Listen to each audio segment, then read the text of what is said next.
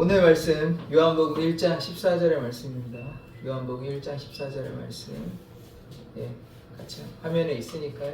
주보와 화면을 참조하셔서 같이 합독해서 읽도록 하겠습니다. 시작. 말씀이 육신이 되어 우리 가운데 거하심에 우리가 그의 영광을 보니 아버지의 독생자의 영광이요 은혜와 진리가 충만하더라. 아멘.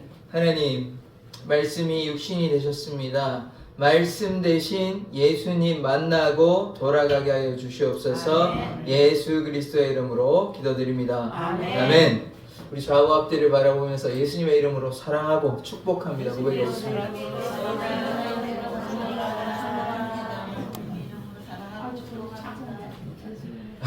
예.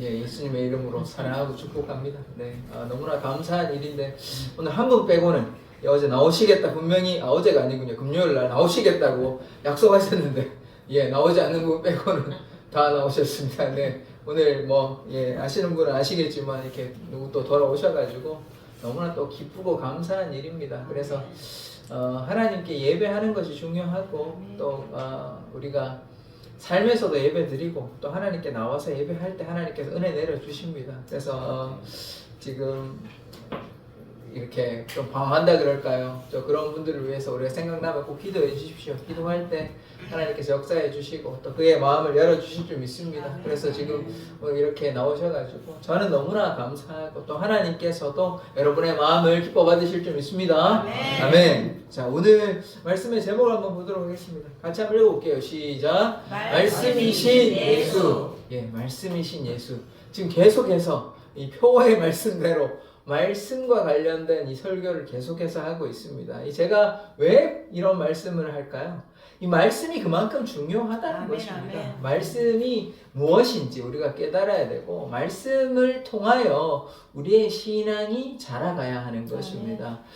제가 잔소리 같지만 신앙생활을 오래 하셨지만 우리 신앙이 자라지 않는 이유는 두 가지를 안 해서 그런데 뭘 안 했냐? 말씀을 가까이 하지 않고 기도를 가까이 하지 않아서 그런 것입니다. 그래서 여러분이 하나님을 더 알고 싶고 하나님의 역사하심을 경험하고 싶으면 뭐 해야 됩니까? 말씀을 읽고 기도를 하면 됩니다. 너무나 간단한 일이에요. 말씀을 읽어야 됩니다. 말씀을 듣든지 가까이 하든지 어쨌든 말씀을 하나님과 가까이 나아가는 통로는 말씀과 기도입니다. 이게 전부라고 얘기해도 과언이 아니에요. 신앙생활의 전부입니다. 말씀과 기도를 가까이 하면 어떻게 되냐? 하나님을 만나게 됩니다. 자, 말씀과 기도, 따라해 봅시다. 말씀과 기도를 가까이 하면 하나님을 만나게 된다. 아멘. 하나님을 만나고 싶으시면 어떻게 하는 방법이 따로 있는 게 아니라 말씀과 기도를 가까이 하시면 됩니다. 말씀과 기도를 가까이 하면 하나님을 만나기 때문입니다. 그래서 제가 계속해서 말씀과 관련된 이야기를 하고 있는 것입니다. 기도 얘기도 제가 굉장히 지난해도 그렇고 많이 했지 않습니까? 말씀과 기도를 가까이 하면 하나님의 역사를 경험할 수 있습니다. 하나님 만나고 싶으시거든 꼭 말씀 읽으시고 꼭 기도하십시오. 말씀을 정말 바쁘시면 말씀을 들으셔도 됩니다. 말씀을 들으셔도 되니까요. 말씀을 이렇게 틀어놓으시고 말씀 앱이면 틀어놓으면 계속 이제 진행이 되거든요. 끝까지 진행이 됩니다. 들을 만큼 들으시고 계속 들으시고 또 기도 꼭 하셔야 됩니다. 신앙이 자라지 않는 이유는 딴 게 아니에요. 말씀 읽지 아니하고 기도하지 않기 때문입니다. 둘 중에 하나만 해서도 안 돼요. 말씀만 읽어서도 안 되고 기도만 해서도 안 됩니다. 둘 다 해야 되는 거예요. 나는 말씀 예전에 많이 읽었어. 내가 옛날에 많이 읽었으니까 이제 말씀 안 읽어도 돼. 그러면 어제 식사했으니까 오늘부터 식사하지 마십시오. 어제까지 이제 식사 다 했으니까 오늘부터는 안 먹어도 되지 않습니까? 똑같은 거예요. 우리가 어제까지 식사했다고 해서 오늘 식사 안 해도 됩니까? 오늘도 식사해야죠. 오늘도 밥을 먹어야 우리가 힘을 내는 것 아닙니까? 어제까지 밥 먹는 걸로 오늘 살 수 없잖아요. 오늘 살기 위해서 오늘 밥 먹어야 되는 거예요. 마찬가지로 영의 양식도 어제 10년 전에 과거에 많이 했는 거 중요하지 않습니다. 지금 오늘 말씀 읽고 기도할 때 삶의 변화가 있고 하나님의 역사를 경험할 수 있는 것입니다. 그래서 제가 이 너무나 계속해서 강조해서 말씀을 드리지만 그만큼 중요하다는 것입니다. 제가 뭐 괜히 쓸데없는 말을 하는 것이 아니에요. 말씀과 기도는 신앙의 전부라고 해도 과언이 아니기 때문에 꼭 말씀 읽고 꼭 기도하십시오. 그러면 하나님의 역사를 경험할 수 있고 하나님과 동행할 수 있고 여러분의 문제가 해결될 줄 믿습니다. 재정의 어려움도 해결될 줄 믿습니다. 질병이 치료할 줄 믿습니다. 하나님께서 질병을 고쳐주시고 문제를 해결하여 주시고 재정의 어려움도 해결하여 주십니다. 조건이 있죠. 뭐냐? 말씀과 기도를 가까이 할 때. 말씀을 가까이 하지 않고 기도를 가까이 하지 않으면 하나님의 역사는 굉장히 제한적으로 나타나거나 나타나지 않습니다. 그래서 하나님의 역사를 경험하고 싶으시거든 꼭 말씀과 기도로 하나님께 한번 간구해 보십시오. 제 말이 맞는지, 말씀이 맞는지 아닌지 하나님을 한번 시험해 보십시오. 말씀과 기도로 나아갔는데 하나님의 역사가 나타나지 않는다 그러면 하나님께 따지십시오. 하나님께서 반드시 역사해 주실 줄 믿습니다. 하나님은 살아계시고 지금도 여기에 계시고 우리 마음에도 계시는 분이십니다. 그래서 꼭 하나님 믿고 믿음으로 나아가는 자 되기를 원합니다. 여러분, 우리 한국의 위인이라 그러면 몇 사람 뭐 뽑을 수 있는데 누구 생각나십니까? 한국의 위인 그러면 뭐 세종대왕 대단하지 않습니까? 한글을 창제해가지고 지금 제가 편안하게 한글로 이렇게 쓰기도 하고 뭐 한글 이런 도움을 많이 받았잖아요. 또 유명한 사람이 누가 있냐면 이제 서울에 광화문인가요? 동상이 하나 있잖아요. 이순신 동상 있죠. 이순신 그러면 우리나라에서 영웅 아닙니까? 그래서 외적이 이제 쳐들어왔는데 잘 이겨 막아냈잖아요. 안 그랬으면 이제 나라가 진짜 망할 뻔했습니다. 이순신이 안 막아냈으면. 그래서 이런 나라에 이런 중요한 이런 인물들이 있는데 이 얘기를 왜 하냐? 이순신이요 한 6년, 7년 동안 난중일기라 그래서 전쟁 중에 일기를 썼습니다. 내가 이런 전쟁 중에 내 마음은 어떠하고 이런 전쟁을 어떻게 해야 되는지 일기 쓰듯이 자기한테 이제 뭐 화선할 때도 없고 그래서 이 일기들을 막 이렇게 힘들다 그리고 또 그 중에 내용 중에는 그때 그 당시에 이제 원균이라고 장군인데 이 사람이 굉장히 그 당시에도 유명한 장군이었는데 이 사람이 뭐 말을 안 듣고 뭐 이러니까 이 사람에 대해서 뭐 안 좋은 얘기들도 쓰고 하소연하고 그리고 이 전쟁이 어떻게 해야 되나 이런 고민들을 막 써놓았어요. 그러니까 우리가 이순신을 어떻게 합니까? 기록에 뭐 별로 나와 있는 게 없어요. 근데 난중일기 6년간의 7년간의 기록이 있으니까 이 사람이 이러한 전쟁 가운데서도 이렇게 힘들었구나 이런 고민이 있었구나 그래서 막 영화도 나오고 이렇게 한 것 아닙니까? 그래서 우리가 이순신의 마음을 어떻게 하려요? 우리가 뭐 타임머신 타고 돌아갈 수도 없고 이 사람의 쓴 일기를 통해서 난중일기를 통해서 이순신의 마음이 이러했구나 우리가 알 수 있는 것입니다. 마찬가지로 우리가 하나님을 만나려면 어떻게 해야 돼요? 우리 뭐 하나님 바로 만날 수 있습니까? 원할 때 뭐 그냥 하나님 오십시오 하면 약속 잡아가지고 만날 수 있습니까? 아니죠. 우리가 하나님 만나는 방법은 어떤 방법이 있냐면 아까 제가 처음에 계속해서 강조했듯이 말씀으로 하나님을 만나는 것입니다. 하나님에 관한 기록이 이 말씀에 나와 있잖아요. 하나님께서 태초에 어떤 일을 하셨고 또 나중에 어떻게 이 말씀이 어떻게 끝이 나십니까? 예수께서 다시 오시겠다고 요한계시록 그렇게 하고 말씀이 끝이 나요. 그래서 말씀을 알아야 하나님의 계획은 무엇이고 하나님의 뜻은 무엇인지 우리가 헤아릴 수 있어요. 쉽게 말하면 하나님의 마음이 어떠한지 우리가 아까 난중일기를 통해서 이순신의 마음을 헤아렸듯이 우리가 성경을 통해서 하나님의 마음을 헤아릴 수 있게 되는 것입니다. 그래서 하나님의 뜻과 마음을 헤아리려면 뭐 해야 됩니까? 말씀을 읽어야 되는 것이에요. 그러할 때 하나님의 뜻을 헤아리고 또 말씀을 읽을 때 하나님의 기적의 역사도 경험할 수 있는 것입니다. 이게 그냥 책이 아니에요. 그냥 책. 뭐 기록된 그냥 책이 아니에요. 하나님의 능력이 나타나는 말씀입니다. 그래서 말씀을 많이 읽으면 어떻게 되냐? 질병이 치료하는 역사가 나타나요. 하나님의 말씀을 사모하니까 기적의 역사, 은혜의 역사가 말씀밖에 안 읽었는데 말씀을 읽었더니 말씀을 사랑하니까 하나님의 치료의 역사가 임한다. 이런 간증들 심심찮게 들을 수 있습니다. 뭐 한 거 없어요. 말씀을 읽었더니 하나님께서 치료하여 주시는 것입니다. 그러니까 말씀은 신령한 하나님의 말씀이에요. 하나님의 역사가 담겨 있는 것입니다. 그러하니까 우리가 어떻게 해야 됩니까? 말씀을 꼭 가까이 해야 됩니다. 그러할 때 하나님의 마음을 헤아리고 또 하나님의 역사를 경험하게 되는 것입니다. 그래서 우리가 우리의 마음대로 잘못된 대로 살아가는 인생이었지만 이제 말씀을 읽으면 어떻게 됩니까? 하나님의 뜻대로 하나님의 중심대로 살아갈 수 있게 되는 것이죠. 그래서 우리의 생각대로 살아가는 것이 아니라 하나님의 뜻은 무엇이고 그 뜻을 헤아렸다면 그 뜻대로 내가 순종해야 되겠다. 이런 생각을 가지게 되는 것이죠. 왜냐하면 그것이 하나님의 뜻인 것입니다. 내 못난 자아를 내려놓고 하나님의 뜻대로 순종하는 삶. 그것이 하나님께서 우리에게 원하시는 것입니다. 제가 좀 섣불렀네요. 제가 섣불렀습니다. 이 정도로만 얘기하겠습니다. 얘기하면 길어질 것 같아가지고. 네. 그래서 하나님께서 제가 믿음이 부족했네요. 네. 하나님께서 역사하시면 모든 것이 다 가능합니다. 자, 오늘 너무나 감사한 일인데요.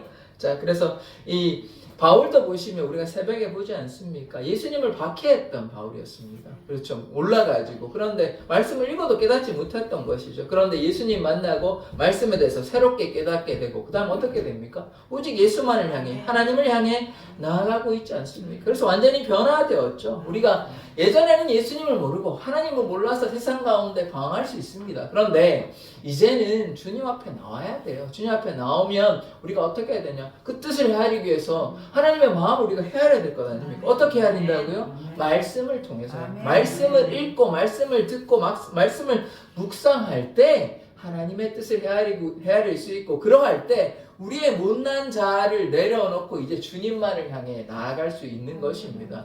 우리의 인생이 변화되기를 원하신다면 하나님께서 주시는 평안이 우리에게 역사하시는 것을 경험하기를 원하신다면 말씀을 읽으십시오. 말씀을 읽으면 하나님의 은혜를 경험할 수 있고 하나님께서 우리에게 주시는 평안을 경험할 수 있고 또 우리의 문제도 하나님께서 해결해 주실 것이라는 이 믿음이 생기게 되는 것입니다. 그래서 우리가 꼭 말씀을 읽는 자 되기를 원합니다. 그래서 이전에는 내 마음대로 제 멋대로 이렇게 살아갔다면 이제 하나님께 나와왔으니 하나님께 더욱더 믿음으로 나아가고 믿음으로 또 나아가기 위해서 말씀과 기도로 무장하면 하나님의 역사가 나타나게 되는 것입니다. 자, 오늘 말씀을 이제 정리를 해보면 이런 것인데요. 이 세 가지의 말씀, 세부적인 것도 있지만 다 말씀에 관한 얘기죠. 첫 번째 보시면 말씀이신 하나님입니다. 말씀이신 하나님. 하나님이 곧 무엇입니까? 말씀이십니다. 말씀이 곧 하나님이고 하나님이 말씀입니다. 오늘은 또 말씀이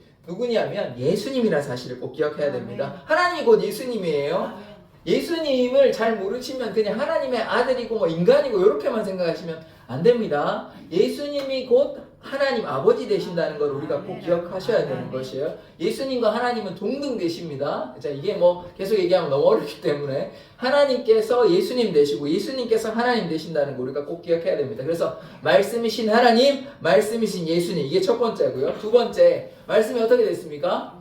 육신이 되셨어요. 육신이 됐다는 말은 뭐냐면 이 땅에 오셨다는 것입니다. 2000년 전에 이 땅에 오셨어요. 뭐 때문에 오셨습니까? 우리의 죄를 사하시기 위해 말씀이 육신이 됐다. 말씀이 육체가 됐다는 두 번째 말씀이고, 그러면 어떻게 됩니까? 제가 계속해서 처음부터 강조했지만 말씀은 어떻게 됩니까?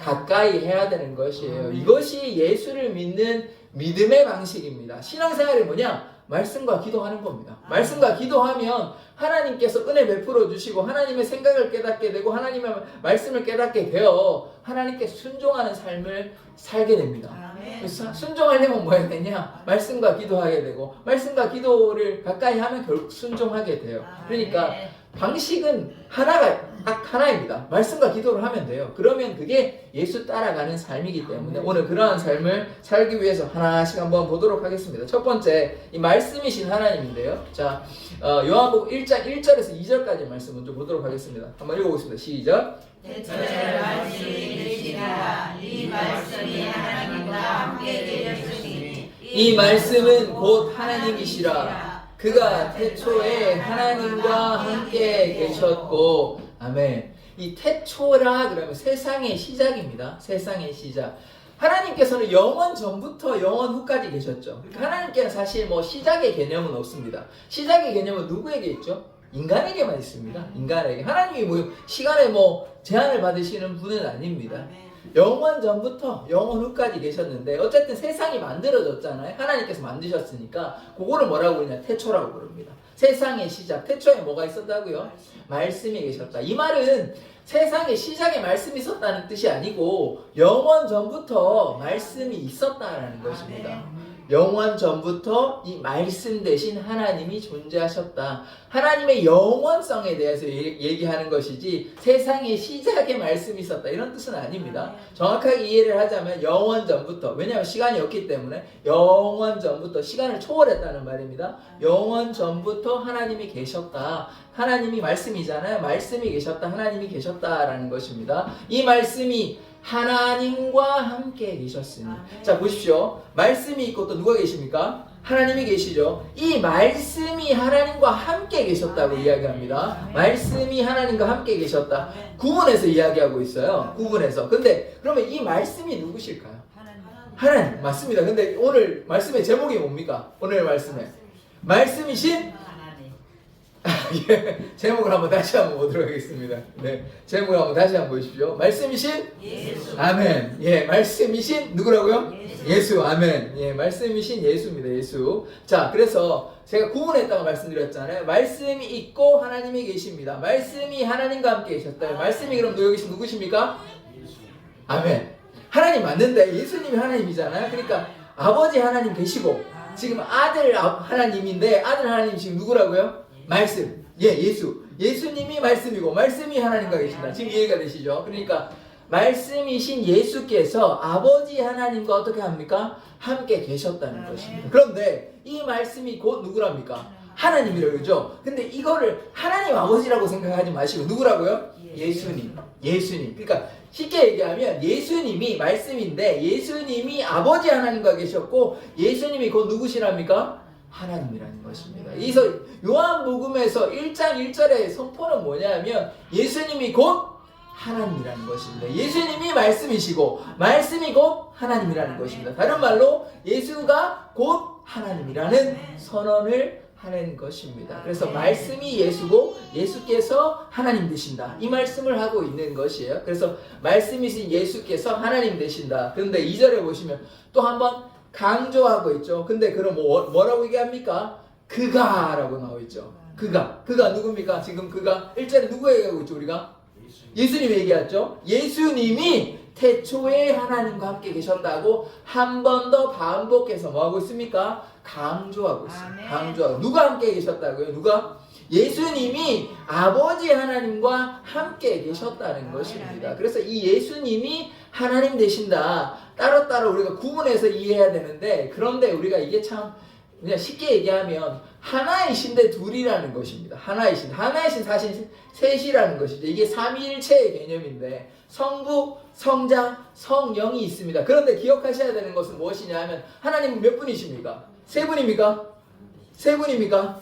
아닙니다. 한 분, 한 분. 아버지 하나님, 성부 하나님, 성자 하나님, 성령 하나님 있는데 이분이 세 분 하나님이 아니고 한 분 하나님이라는 걸 기억해야 돼요. 그런데 이렇게 왜 구분해놨냐? 좀 역할이 다르긴 합니다. 성자께서 십자가에 달려 돌아가신 거예요. 성부께서 오시지 않으셨습니다. 성령께서 뭐 십자가에 고난받으신 게 아니에요. 그런데 그 성부, 성자, 성령의 하나님이 십자가에 동참했다, 이 사역에 동참했다 이렇게 이야기를 할 수는 있지만 아버지께서 십자가에 달려 돌아가신 건 아닙니다. 그런데 뭐 이런 얘기는 놔두고 중요한 것은 무엇이냐면 아버지와 아들과 하나님의 영 성령이 어떻다는 겁니까? 하나 되신다. 그래서 오늘은 예수님께서 성자 하나님이 성부 하나님과 하나 되신다 이 얘기를 하고 있고 그래서 뭐라고 얘기했냐? 그가 태초에 아버지와 함께 계셨다. 아들이 아버지와 함께 계셨다. 이 얘기를 하고 있는 것입니다. 그런데 이 말씀을 헬라어로 뭐라고 하려면 우리가 잘 아는데 로고스라고 합니다. 뭐라 그러냐면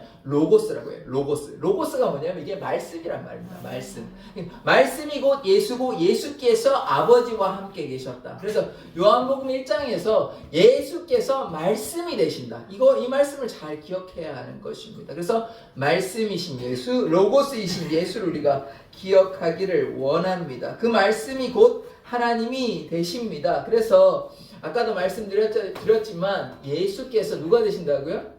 하나님 되신다. 예수께서 그냥 인간이 아닙니다. 인간으로만 생각하면 안 돼요. 완전한 인간인 동시에 또 뭐냐? 완전한 하나님입니다.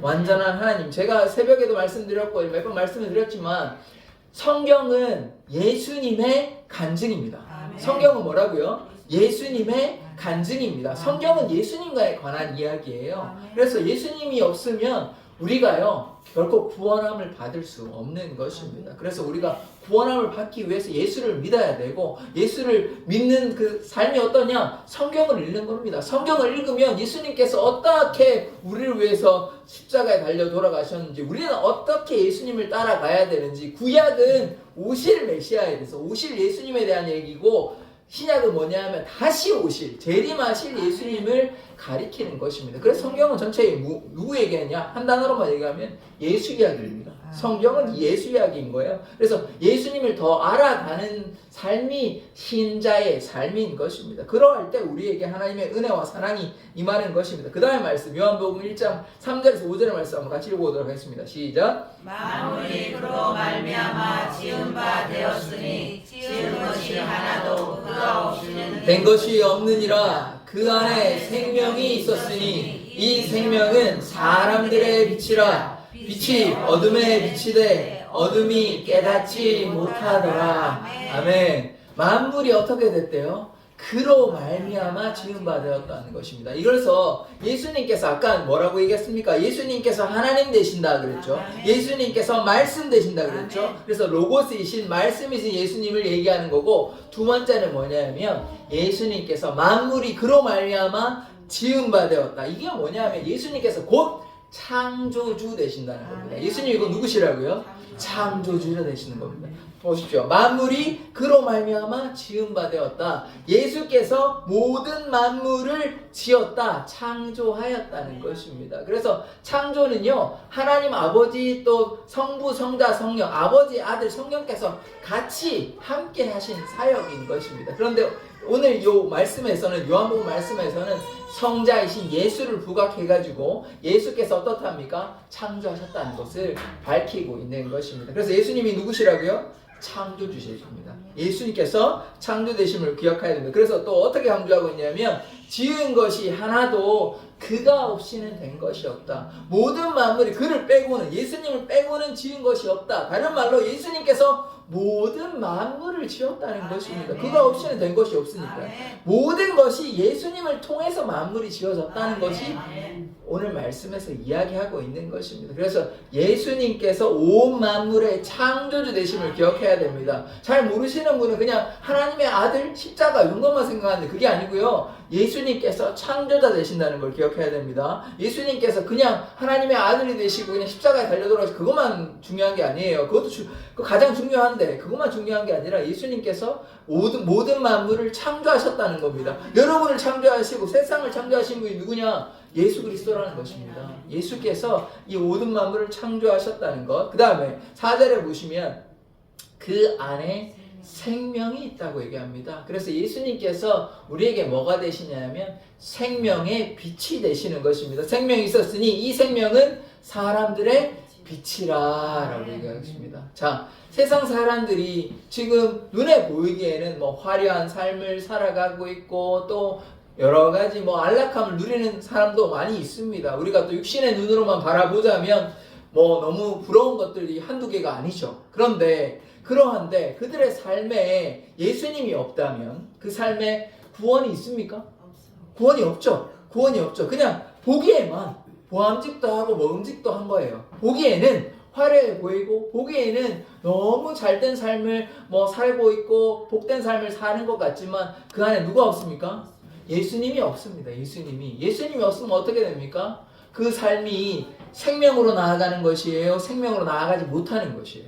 생명으로 나아가지 못하는 것 아닙니까? 그것을 우리가 성경적으로 어떻게 얘기했냐면 사망의 그늘에 있다. 어둠 가운데 거한다. 이렇게 이야기를 하는 것입니다. 그러니까 그 안에 뭐가 없습니까? 예수께서 빛이 되시는데 빛 대신 예수가 그 안에 없으니 그들이 그냥 사망 가운데 어둠 가운데, 그래서 제가 주로 이런 표현을 많이 쓰는데 사망의 그늘에 있는 것입니다. 이게 성경에 나오거든요. 사망의 그늘에 앉아 있는 것이에요. 그런데 그들이 예수님을 만나면 어떻게 됩니까? 빛 가운데 나올 수 있는 것이죠. 그래서 예수님을 만나는 것이 우리가 빛의 자녀로 살 수 있는 것입니다. 그런데 우리가 어둠 가운데 계속 거해 있으면 어떻게 됩니까? 거기에는 생명이 없는 것입니다. 거기에는 구원함이 없어요. 우리가 예수님을 만나고 예수님을 믿고 따라가면 뭐가 있습니까? 구원이 있어요. 영생의 면류관, 생명의 면류관이 있어요. 그런데 예수님을 믿지 아니하면, 예수님을 따라가지 않으면 거기에는 생명이 없고 사망이 있습니다. 사망이라는 말은 그냥 육신의 사망을 가리키는 것이 아니에요. 육신의 사망은 모든 사람, 신자든 불신자든 다 있습니다. 그게 끝이 아니고 죽음 후에 뭐가 있습니까? 영생이 있고 영벌이 있어요. 영생이 있고 영벌이 있어요. 여기에서 제가 말하는 이 사망, 심판은 뭐냐면 영벌에 처한다는 것입니다.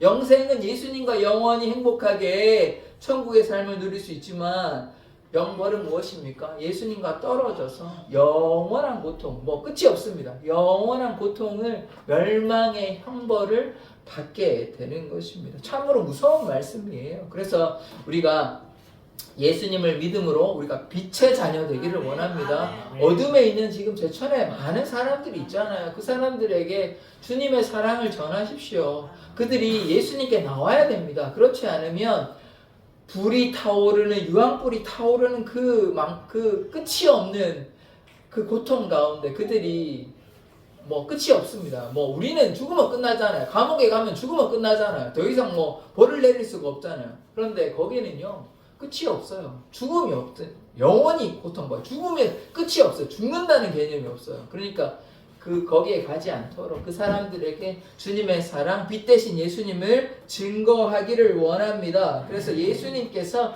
우리의 빛이 되신다. 그래서 첫 번째 뭐였냐면 아까 예수님께서 말씀 되셨잖아요. 그리고 하나님 되셨잖아요. 두 번째 뭐냐면 예수님께서 만물을 지으신 창조주 되신다. 세 번째, 예수님께서 생명의 빛이 되신다는 말은 무엇이냐? 예수님께서 우리의 구원자가 되신다는 것입니다. 예수님께서 우리의 구원자 되시기 때문에 우리가 어떻게 해야 됩니까? 예수를 믿어야 돼요. 예수를 따라가는 것입니다. 그러할 때 우리에게 뭐가 있습니까? 구원이 있습니다. 영생이 있습니다. 우리가 빛의 자녀로서 주님과 함께 동행하는 삶을 살아갈 수 있게 되는 것입니다. 자, 이제 두 번째 말씀 한번 보도록 하겠습니다. 말씀이 육신이 된 것인데요. 요한복음 1장 14절의 말씀 한번 읽어보도록 하겠습니다. 시작. 말씀이 육신이 되어 우리 가운데 거하시네. 우리가 그의 영광을 보니 아버지의 독생자의 영광이요 은혜와 진리가 충만하더라. 아멘. 아까 예수님께서 첫 번째 말씀이 되시고 또 하나님이 되신다고 말씀하셨고, 그 다음에 두 번째 뭐냐면 예수님께서 우리의 만물의 창조자, 우리를 창조하신 창조주 되시고, 세 번째 생명의 빛 구원자가 되셨는데, 그래서 그 예수님이 어떻게 되셨습니까? 우리에게 오셨다는 거예요. 말씀이 어떻게 됩니까? 육신이 됐다는 것입니다. 구약의 많은 말씀들이, 아까 구약에 제가 뭐라고 그랬냐면 성경이 예수님에 대한 이야기라고 그랬죠. 오실 메시아에 대해, 아직 오시지 않았는데 선지자들이 뭘 얘기하냐면 예수님이 메시아가 올 것이다, 예수님이 오실 거란 얘기 아닙니까? 예수님께서 오실 거란 그 이야기가 있어요. 그래서 그 메시아가 어떻게 됐습니까? 결국은 2000년 전에 예언대로, 약속의 말씀대로 오셨습니다. 오셨어요. 그래서 말씀대로 예수님께서 약속이 성취되어서 2000년 전에 우리에게 메시아로서 우리를 구원하시기 위해서 이 땅에 오셨습니다. 그래서 어떻게 오셨습니까? 그냥 아무런 형체를 가지고 그냥 영으로 오신 게 아니라 어떻게 오셨다고요? 육체로 오셨습니다. 육체로. 말씀이 어떻게 됐습니까? 예수님이 어떻게 됐다고요? 육체를 입고 오셨습니다. 하나님이 원래 어떤 분이십니까? 육을 가지고 있어요, 하나님이? 아니죠. 하나님은 영이십니다. 하나님은 영이세요. 육을 가지고 있는 분이 아니십니다. 우리가 눈에 보이는 분이 아니십니다. 하나님이 만약에 육체를 가지고 있다면 우리가 볼 수 있습니다. 육체를 가지고 있으니까요. 어디 가면 하나님 계시는 거 아닙니까? 하나님 만나면 되잖아요. 어디 육체를 가지고 있으니까. 그렇지 않다는 거예요. 하나님 육체를 가지고 있지 않습니다. 물론 뭐 제한적으로 구약에 나타나는 장면이 있어요. 이게 하나님의 현현이라고 그래서 그런 굉장히 제한적이고요. 주로 하나님은 어떻게 계시냐? 영으로 계십니다. 영으로. 그런데 육으로 오셨어요. 2000년 전에. 그분이 누구십니까? 그분이 예수님입니다. 예수님이. 하나님이 말씀이 육신이 돼가지고 이 땅에 오셨다는 것입니다. 어디에 태어나셨어요? 베들레헴에서 태어나셨습니다. 베들레헴에 태어나셔서 33년 동안, 30년 동안은 목수 생활하시고, 그 다음에 3년 동안 공생애를 했는데, 공생애 뭐 하셨냐? 복음을 전파하셨어요. 예수를 믿으면 구원받는다는 그 복음을 전파하셨습니다. 뭐라고 얘기했냐? 회개하라, 천국이 가까웠다. 그래서 우리가 회개하고 예수님을 믿으면 어떻게 됩니까? 천국에 들어가는 거예요. 그 얘기 하신 겁니다. 그래서 예수님께서 어떻게 됐다고요? 말씀이, 하나님이, 영이신 하나님이 육신이 됐다는 것입니다. 그래서 우리 가운데 오셨죠. 우리와 함께 계시는 것입니다. 인간과 동일한 삶을 사셨어요. 졸리면 주무시기도 하고 배고프면 먹기도 하고 그렇게 33년을 사셨습니다. 그러고 나서 다시 하늘로 죽으시고 부활하셨습니다. 죽으시고 끝난 거 아니고 죽으시고 3일 만에 부활하시고 하늘로 승천하셨습니다. 그리고 지금 얼마나 지났냐? 한 2000년이 지난 것입니다. 그래도 여전히 우리가 하나님을 찬양하고 그런데 우리가 아까 제가 뭐라고 말씀을 드렸냐면 세상에 끝이 있습니다. 예수님께서 다시 오십니다. 언제 올지 다시 잘 모르는데 많은 사람들이 지금 세상의 끝이 다가왔다고 이렇게 보는 사람들이 많아요. 이게 무슨 이상한 뭐 이단 이런 게 아니고 뭐 정확한 날짜는 우리가 모르죠. 저도 알 수가 없고 그 얘기를 하는 것이 아니라 세상의 징조들이 지금 뭐 기후 온난화라든지 아니면 전쟁이라든지 여러 가지 문제들이 발생되는 것을 보았을 때 성경이 말하는 마태복음 24장의 말씀 복음이 온 세상에 전파가 되고 적그리스도가 나타나고 지진과 환란, 재앙들이 나타나면 이것이 마지막 때인 것입니다. 그런데 지금 복음이 막 전해지고 있죠. 그 다음에 재앙들이 나타나고 있죠. 그래서 마지막이 되면 어떻게 되냐? 예수님께서 구름 타고 오십니다. 구름 타고 오면요, 이 세상이 어떻게 됩니까? 끝납니다. 끝나요. 근데 끝나기 전에 우리가 어떻게 해야 됩니까? 예수님을 믿고 예수님을 따라 순종하는 삶을 살아가면 됩니다. 종말이 와도 걱정될 것이 없어요. 예수님 믿으면 환난 가운데 있어도 예수님 믿으면 환난을 우리를 면케하여 주십니다. 환난으로부터 우리를 면케하여 주시는 것입니다. 왜냐하면 하나님은 너를 지키시는 자인 것입니다. 시편에서 이야기하고 있어요. 그래서 우리가 하나님을 믿고 신뢰한다면 어떤 어려움과 걱정 가운데 갈 필요 없습니다. 왜냐하면 하나님께서 우리를 구원하여 주십니다. 하나님께서 어려움 가운데 문제 가운데 우리를 구하여 주시는 것입니다. 자, 말씀이 육신이 되어서 우리가 그의 영광을 보니 이게 뭐냐면요. 하나님 아버지의 영광이 지금 누구에게 나타났다는 것입니까? 예수님에게 나타났다는 것입니다. 아까 말씀이 어떻게 됐죠? 아버지와 함께 계셨죠. 예수께서 함께 계셨는데 지금 육신으로 오셨잖아요. 그럼 아버지의 영광이 지금 누구에게 지금 나타나고 있습니까?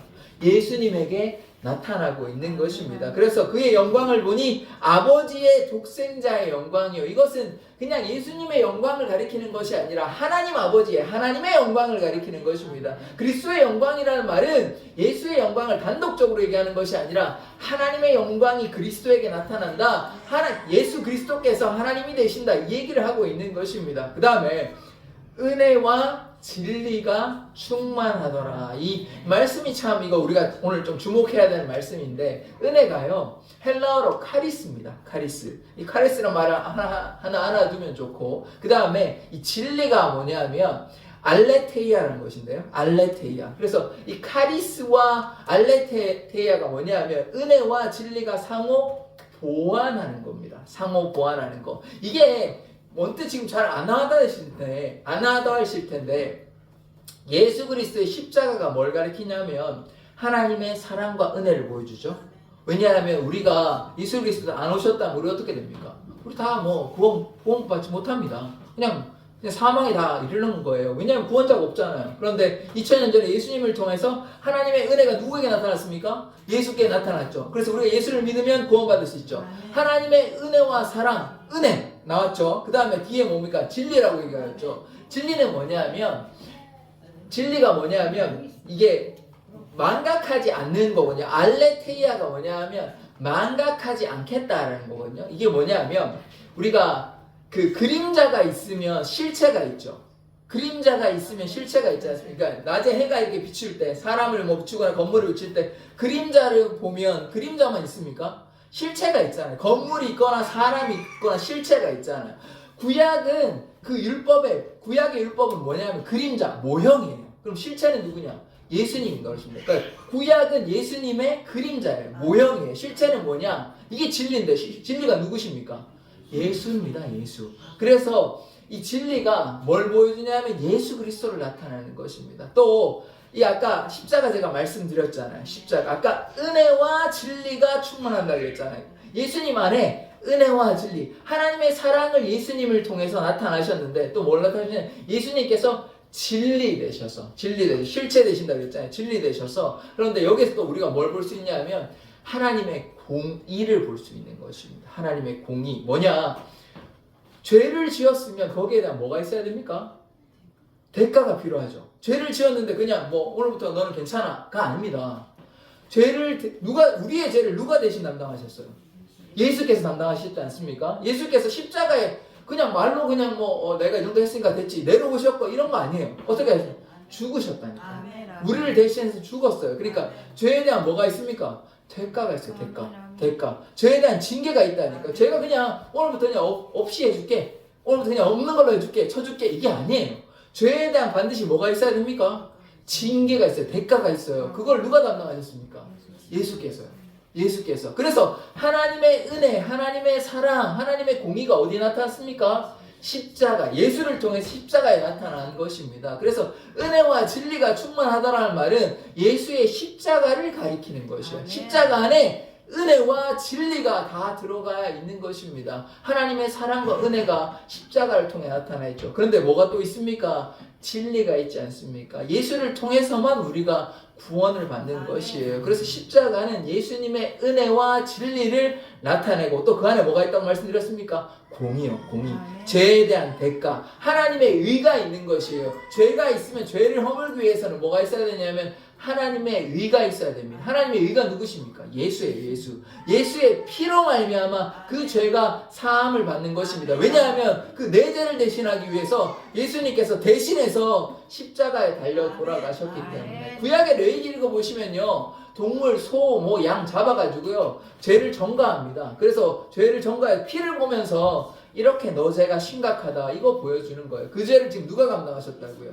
어린 양 대신 6월절 어린 양 대신 예수 그리스도께서 십자가에 달려 돌아가셔서 예수의 피로 우리가 사함을 받은 것입니다. 예수의 피로 우리가 구원함을 받은 것입니다. 그래서 은혜와 진리가 충만하더라. 이 말은 예수님의 십자가를 가리키는 것이에요. 그래서 예수님의 사랑, 예수님의 은혜, 하나님의 은혜가 여기에 다 나타나고 하나님의 진리가 십자가에 다 나타나게 되는 것입니다. 그래서 이 말씀 은혜와 진리는 예수님을 가리키는 것이고 예수님의 십자가를 통해 은혜와 진리, 하나님의 은혜와 진리를 우리가 깨닫게 되는 것입니다. 또 우리가 너무나 잘 아는 말씀인데요. 이 말씀 한번 보도록 하겠습니다. 요한복음 14장 6절의 말씀입니다. 같이 한번 읽어보겠습니다. 시작. 예수께서 이르시되 내가 곧 길이요 진리요 생명이니 나로 말미암지 않고는 아버지께로 올 자가 없느니라. 아멘. 이거 너무나 잘 아시는 말씀 아닙니까? 예수께서 이르시되 내가 곧 길이요 진리요 생명이니 나로 말미암지 않고는 아버지께로 올 자가 없느니라. 이렇게 분명히 예수님께서 말씀하여 주셨습니다. 아까 은혜와 진리가 충만하더라 그렇게 얘기했죠. 예수님께서 뭐가 되십니까 지금? 길이요 진리가 되십니다. 그래서 예수님을 믿지 아니하면 구원받을 수 없어요. 진리라는 말은 무엇이냐면 뭐가 맞고 틀리고가 아닙니다. 뭐가 맞고 틀리고가 아니에요. 이 세상에 우리가 중요한 것이 뭐예요? 참 진리가 뭐예요?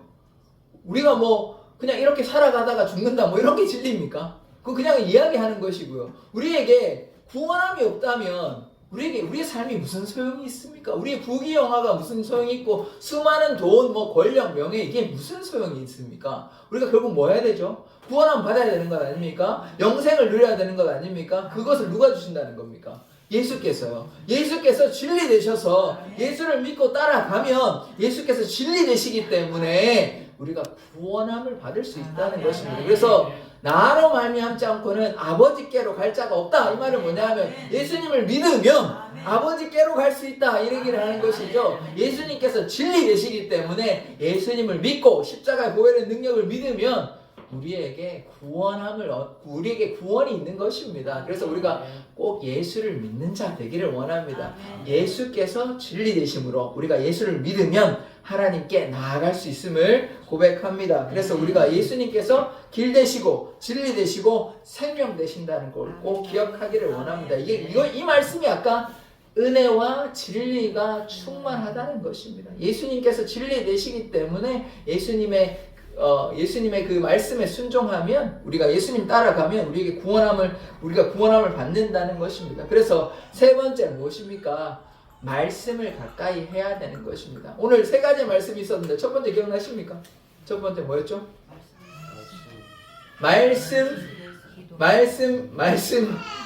말씀이신 하나님, 로고스, 말씀이신 하나님입니다. 말씀이신 하나님. 두 번째 뭐냐면, 주님께서 두 번째 뭐냐면, 말씀이, 잠시만요. 두 번째가 말씀이 육신이 된다.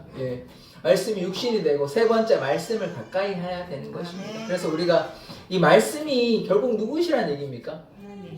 예수님. 하나님 맞습니다만 예수님이 곧 누구시라는 겁니까? 하나님입니다. 그래서 말씀이 육신이 됐고, 말씀 대신 이 하나님, 예수님을 꼭 만나야 하는 것입니다. 그래서 어떻게 해야 되냐?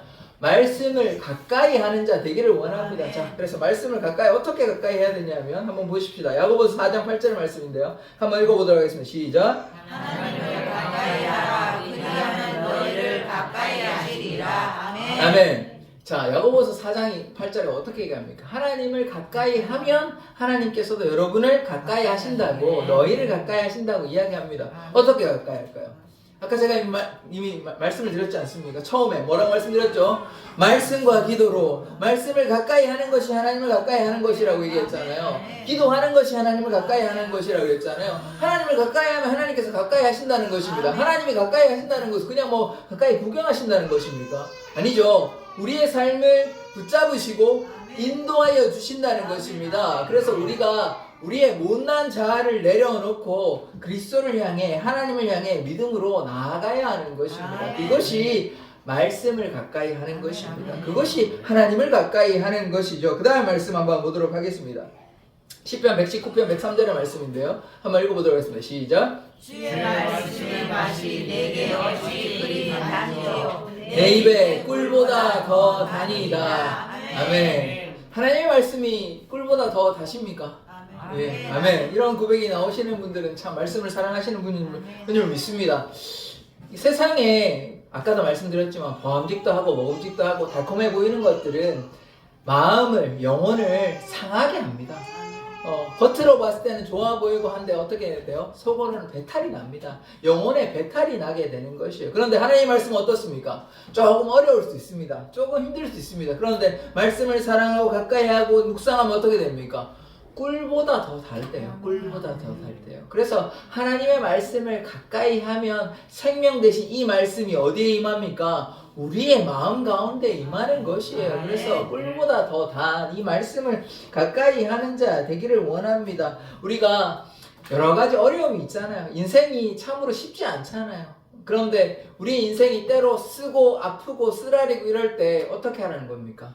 말씀을 가까이 하십시오. 말씀이 어떻게 됩니까? 꿀보다 더 달대요. 우리의 인생은 너무나 쓰고 아픈데 이 말씀을 먹으면 어떻게 됩니까? 이 쓰디쓴 인생 가운데 꿀보다 더 단 말씀으로 우리의 마음에 평안을 주는 것입니다. 그래서 우리가 꿀보다 더 단 이 말씀을 사랑하는 자 되기를 원합니다. 그 다음 말씀 한번 보도록 하겠습니다. 잠언 8장 17절의 말씀인데요. 같이 한번 읽어보겠습니다. 시작. 나를 사랑하는 자들이 나의 사랑을 입으며 나를 간절히 찾는 자가 나를 만날 것이니라. 아멘.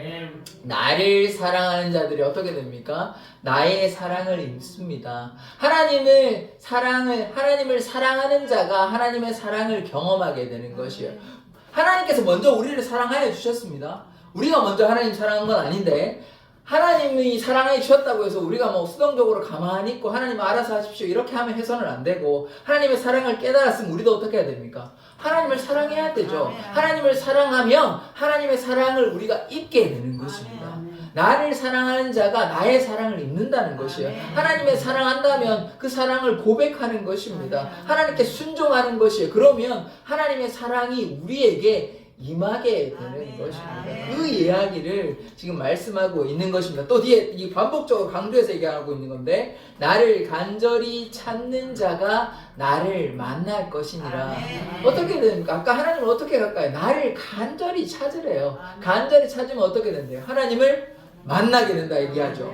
하나님을 간절히 찾으면 하나님을 만난다고 성경에서 분명히 약속하고 있습니다. 그래서 하나님이 궁금하시거나 하나님을 꼭 만나고 싶으시거든 간절히 구하십시오. 간절히 구하면 하나님께서 만나 주신다고 약속하여 주셨습니다. 그래서 이 말씀이 지금 동일하게 반복되어 있죠. 그래서 나를 사랑하는 자들이 이 말과 나를 간절히 찾는 자 같은 말 아닙니까? 하나님을 사랑하니까 간절히 찾는 것 아닙니까? 하나님을 찾으면 어떻게 된다고요? 하나님을 만난다니까요. 나의 사랑이 있는 것이 하나님의 사랑이 우리 안에 거하는 것이고 우리가 하나님을 만난다는 것입니다. 그래서 하나님을 어떻게 가까이 해야 됩니까? 제가 계속 오늘 반복해서 말씀드리는데 말씀을 가까이 하십시오. 말씀을 가까이 하는 것이 아까 말씀이 누구시라 그랬습니까? 예수님이죠. 말씀이 육신이 됐죠. 말씀을 사랑하면 예수님 안에 거한다는 것입니다. 예수님의 사랑이 우리 안에 거한다. 하나님의 사랑이 우리 안에 거한다는 말인 것입니다. 그래서 우리가 말씀 대신 예수를 꼭 만나기를 원합니다. 그러면 어떻게 해야 돼요? 그냥 예수님 사랑합니다 하고 가만히 있는 것이 아니라 하나님의 마음, 하나님의 뜻을 헤아리기 위해서 말씀을 가까이 하라는 것입니다. 나를 사랑하는 자들이 나를 만난다고 얘기하잖아요. 그러니 어떻게 사랑하냐고요? 말씀을 읽으시라고요. 말씀을 묵상하시라고. 말씀을 가까이 하시면 하나님을 가까이 하게 되고 하나님을 간절히 찾는 것이 어떻게 하는 겁니까? 말씀과 기도로요. 말씀과 기도로. 뭐 다른 방법이 있는 게 아닙니다. 말씀과 기도를 가까이 하면 하나님께서 만나 주시겠다고 약속하여 주십니다. 그래서 우리가 말씀과 기도로 꼭 하나님께 가까이 나아가는 자 되기를 원합니다. 어떻게 해요? 어떻게 말씀을 묵상해야 되지? 제가 지난번에 한번 말씀드렸는데 한번 보십시오. 신명기 6장 7절의 말씀인데요. 같이 한번 읽어봅시다. 시작. 집에 앉았을 때든지 길을 갈 때든지 누워있을 때든지 일어날 때든지 이 말씀을 강론할 것이며 아멘. 어떻게 말씀을 읽으라 그럽니까? 집에 있든지 길에 있든지 누워있든지 일어날 때든지 이 말씀을 강론하라. 묵상 뭐 계속 그냥 말씀 읽으라는 얘기 아닙니까? 맞죠? 지금 뭐 그냥 집에 있을 때만 해라? 아니면 일터에 있을 때만 해라? 한가한 시간 해라? 이렇게 얘기했습니까? 언제나 하라는 얘기 아닙니까? 이 정도면? 언제나 함께 하라는 것 아닙니까? 하나님을 그냥 옆에 막 모셔놓고 그냥 내 맘대로 살고 그냥 예수님 조금만 계십시오. 제가 뭐 다 바쁘니까 이거 좀 하고 예수님 이따 하고 싶다. 이게 아니라는 거예요. 이게 아니라는 거예요. 함께 하자는 거예요. 함께. 하나님께 좀 같이 나도 너랑 같이 있고 싶다. 이렇게 지금 사랑 고백하는 거 아닙니까? 우리 하나님께서. 그러면 여기에 반응해가지고 나의 사랑, 하나님께 사랑을 보여주셨으면 그 사랑에 감사해가지고 하나님과 동행해야 되는데 동행을 어떻게 하냐고요? 말씀 가까이 하라고 나와있죠. 집에 있든지 나가든지 누워있든지 일어나든지 뭐 계속 뭐 하랍니까? 말씀을 가까이 하랍니다. 왜냐하면 말씀이 그 누구라고 했습니까? 아까 예수님이라 그러는 거예요. 말씀을 가까이 하는 것이 예수님 가까이 하는 거예요. 뭐 그냥 뭐 신비한 현상만 이렇게 생각해가지고 뭐 예수님께 기도하는데 뭐 예수님 그런 것도 있겠지만 그게 아니고 말씀이 뭐라고 얘기하고 있습니까? 말씀을 가까이 하래요. 예수님 만나고 싶고 하나님 만나고 싶으면 말씀을 가까이 하라는 것입니다. 그래서 오늘 말씀 대신 예수님을 꼭 만나기를 원합니다. 자, 말씀을 한번 다 정리해 보십시오. 오늘 처음에 이제 제가 세 가지 말씀 한번 보여드렸는데 하나님께서 말씀 되신다는 거, 오늘 말씀이신 예수님입니다. 예수님께서 곧 하나님이 되신다는 거, 이 로고스, 말씀 대신 예수님 꼭 만나고 돌아가십시오. 그래서 예수님 만나려면 아까 어떻게 해야 된다고 그랬습니까? 예수님께서 말씀이 돼가지고 육신이 되셔가지고 우리 가운데 오셨잖아요. 근데 아까 어떻게 해야 된다고 그랬습니까? 말씀을 가까이 해야 되죠. 하나님을 가까이 하라고 계속 얘기하고 있습니다. 그냥 뭐 한가한 시간에 내가 뭐 남아도는 시간에 말씀을 읽는 거 아닙니다. 내 삶의 우선순위가 뭐가 돼야 돼요? 하나님, 예수님, 말씀이 중심이 돼야 됩니다. 말씀이 곧 누구라 그랬습니까? 예수님, 말씀이 곧 하나님이라고 그랬죠. 예수님이 곧 하나님입니까? 말씀을 가까이 하는 게 하나님을 가까이 하는 거라는 거예요. 그게 오늘 말씀의 중요한 부분이에요. 그래서 말씀을 읽으십시오. 그래서 제가 이 얘기 계속 하는 것입니다. 말씀이 곧 누구시래요? 하나님이시고 말씀이 곧 예수님이라고 하지 않습니까? 말씀이 곧 창조자시고 말씀이 곧 구원자라고 이야기하고 있죠. 그래서 말씀이 우리의 생명의 빛이 되기 때문에 하나님의 능력이 임하기를 원하신다면, 하나님의 기적의 역사를 경험하고 싶다면, 치료의 역사를 경험하고 싶다면, 재정의 어려움을 해결하고 싶다면 말씀과 기도로 나아가십시오. 그러면 하나님께서 해결하여 주십니다. 왜냐하면 말씀이 곧 예수님이시기 때문입니다. 그것이 오늘 말씀에서 우리에게, 우리 사랑의 교회 성도들에게 하나님께서 말씀하는 것입니다. 그래서 우리가 어떻게 해야 돼요? 말씀을 이제 소홀히 하지 마십시오. 제가 여러 번 말씀드렸잖아요. 여러 번. 신앙생활이 별게 아니라니까요. 신앙생활이 별게 아니라니까요. 두 가지만 하시면 돼요. 두 가지. 뭐? 말씀과 기도. 말씀과 기도. 딴 거 안 해도 돼요. 말씀과 기도 두 가지만 하시면 돼요. 말씀과 기도. 말씀과 기도하면요, 뭐 전도도 하고 싶어지고, 말씀과 기도하면 하나님의 일도 하고 싶어지고, 그런 마음이 생깁니다. 근데 말씀과 기도를 안 하면요, 아무것도 하기 싫어요. 하나님께 나아가고 싶지도 않고, 예배하고 싶지도 않고, 교회하고 싶지도 않고, 아무것도 하기 싫어요. 근데 말씀과 기도를 하시잖아요. 반드시 하나님의 일을 하게 됩니다. 하나님의 일을 하기 위해서는 말씀과 기도를 해야 되는 것이에요. 그러니까 말씀 대신 예수님 만나시고, 말씀 대신 하나님 만나시기를 꼭 원합니다. 그래서 우리가 집에 있던지 일터에 있던지 눕든지 일어나든지 꼭 말씀 있기를 원합니다. 그렇게 하기를 원하십니까? 그렇게 하기를 약속하십니까? 결단하십니까? 아멘 안 하시는 분 지금 있는데 아멘 하실 좀 있습니다. 아멘 꼭 하십시오. 제가 뭐 이거 협박해서라도 꼭 해야 될 것 같습니다. 아니 이게 뭐 제가 그냥 농담으로 말씀드리는 거고요. 그 하나님 정말 사랑하십니다. 여러분을 정말 사랑하시는데 제가 이제 꼭 말씀드리고 싶은 것은 하나님께서 우리를 사랑하시죠. 그런데 우리가 하나님의 뜻 가운데 거하지 아니하고 제 멋대로 제 마음대로 살아가면 더 이상 거기에 대해서 어떻게 할 방법이 없어요. 하나님께서 계속해서 말씀해 주십니다. 내가 너를 사랑한다. 나의 말을 좀 들어다오. 나에게 좀 가까이 다가와다오. 수없이 하나님께서 사랑을 고백하십니다. 그런데 그걸 자꾸 외면하면 더 이상 방법이 없어요. 더 이상 방법이 없어. 근데 하나님 어떻게 사랑할 수 있습니까? 말씀과 기도로 사랑하는 것이에요. 말씀과 기도로. 이게 뭐 별로 어렵지 않지 않습니까? 그래서 말씀과 기도로 이제 다시 한번 여쭙겠습니다. 하나님을 사랑한다면 말씀과 기도로 나아가기를 원하십니까? 아멘. 아멘. 오늘 뭐 입을 이제 아멘 안 하셨다라 속으로도 아멘 하실 줄 믿습니다. 하나님을 꼭 한번 믿어보십시오. 하나님 사랑하십니다. 한번 경험해 보십시오. 저도 뭐 인생을 많이 산 건 아니지만 저는 하나님의 사랑을 많이 경험했습니다. 여러분의 삶에도 하나님의 역사가 많이 나타났지 않습니까? 하나님께서요, 사랑하는 자에게 반드시 축복하여 주시고 은혜를 베풀어 주시고 문제 가운데 어려운 가운데 있으면 내버려 두시는 것이 아니라 그 문제를 해결하여 주십니다. 그런데 그 방법이 뭐냐? 말씀과 기도를 가까이 하십시오. 하나님을 사랑하지 않고서 무슨 뭐 하나님의 역사가 나타나길 바라는 거는 그 도둑놈 신부 아닙니까? 하나님을 사랑하면 하나님의 역사가 나타난다니까요. 하나님의 역사가 나타난다니까 방법이 있다니까요. 말씀과 기도하면 하나님께서 하나님의 사랑을 나타내 보이십니다. 저를 뭐 의심하지 마시고 믿고 한번 해보십시오. 올 한 해 말씀과 기도로 가능하면 한독 한번 꼭 한번 해보십시오. 그러면 하나님의 역사를 경험할 수 있습니다. 하나님 살아계십니다. 제가 장담해서 제가 확신컨대 하나님의 사랑을 경험할 수 있습니다. 제가 너무 힘들고 어려운 시간이 있었지만 결국 제가 회복할 수 있는 방법은 무엇이었냐? 말씀과 기도였어요. 말씀과 기도 외에는 뭐 부흥회 간다고 집회 간다고 뭐 그렇게 변화될 수도 있지만 말씀과 기도를 해야 꾸준히 신앙생활을 했어요. 그냥 뭐 순간 막 불받았다 뜨거웠다 그거는요 끓었다가 그냥 식어버려요. 근데 평소에 말씀과 기도하잖아요. 절대로 무너지지 않습니다. 왜냐하면 반석위의 신앙이기 때문에, 반석위에 지은 집이기 때문에. 그래서 말씀과 기도로 꼭 나아가십시오. 그러면요 여러분의 삶에서 하나님의 사랑을 경험할 수 있습니다. 말씀 대신 예수님, 말씀 대신 하나님 꼭 만나십시오.